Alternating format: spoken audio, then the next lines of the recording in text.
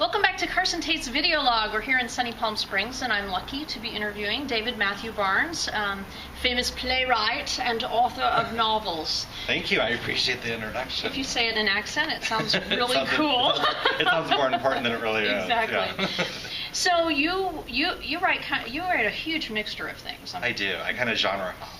Yeah, you do. So I love all of it. Thank you have young adult stuff. Mhm. How would you characterize Accidents Never Happen? It's a strange sort of hybrid. I think it's a literary suspense thriller. Yes. I guess would be the best way to describe that, or that's the way it's been described. Yeah, it's kind of a mixture.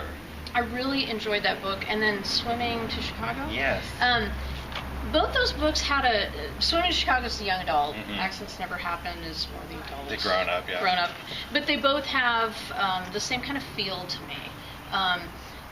They've got a shade. I mean, not that they're the same story or anything, but they have shades of darkness. There's twists, Yep. and I really enjoyed how you weave in these different points of view and plot points together, and it's like you take 40 threads and tie them all Oh, up. thank you. I appreciate that. It was kind of, I really wanted to set a challenge for myself as a writer by doing the multiple POV kind of thing on both of those books, and they were written around the same time. So I think that's probably why, I did it in one book, and I'm like, well, I did it in this book. Let me see if I can do it in the next book. I mean, and masterfully done. Thank you. I I'm really appreciate jealous. that. Like,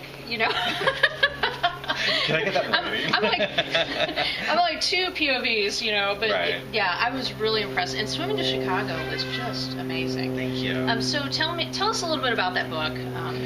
Swimming to Chicago, I'm really excited because it's the first young adult book to feature a young gay Armenian American teenager as the protagonist, and I got a lot of support from that particular community for the book, which was wonderful because that's really who it was written for and about.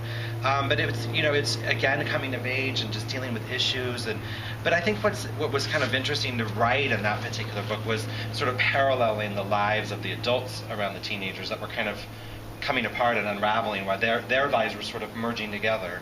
So it was an interesting sort of juxtaposition, I guess. I get a lot of Joyce Carol Oates feel off that book, where you've got these people who are just in. Thank you for that. Outwardly, appearing their lives seem fine, and inward it's just a mess. Yeah.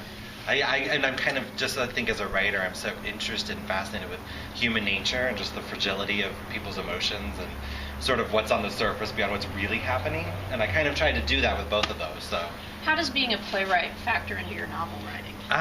Well, playwright is so dialogue driven that I think that anyone who reads my books will probably be able to, who also reads plays or goes to theater, would probably be able to recognize I'm a playwright just because a lot of my stories, my novels, my prose is dialogue driven as well. Driven by the interactions. Absolutely. I see. So much exposition. For me, so much exposition comes through dialogue in the books instead of the narrative, I guess.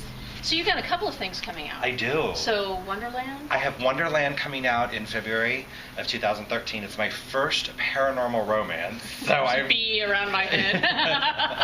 Paranormal. Yeah. So I'm interested to see how it's so different than anything I've ever written, which can be scary but can be really exciting at the same time.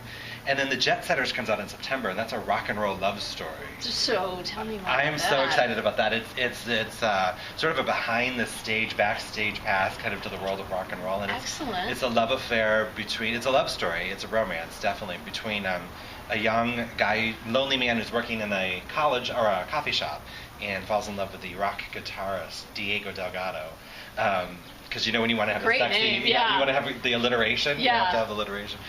So I'm really excited about that, and that comes out in September, right before my birthday. Awesome. So, I know, I'm excited about it. So, wow, you are really prolific. You have Thank you. Dozens Not of as much stage as you. plays. No. I keep up with your word update every day. And I'm inspired. I keep up with yours. Oh, I mean, thank you're you. like, this week I'm going to write a bazillion words, and then you do. Well, I try. It's a lot of getting up early and going to bed late. All right. So Wonderland in February 2013. 2013. Jet Setters in September? September. Of this year? Yep. 2012. Okay, well, excellent. Thanks for joining us. Thank you for having me. This is Carson Tate's Video Log with David Matthew Barnes.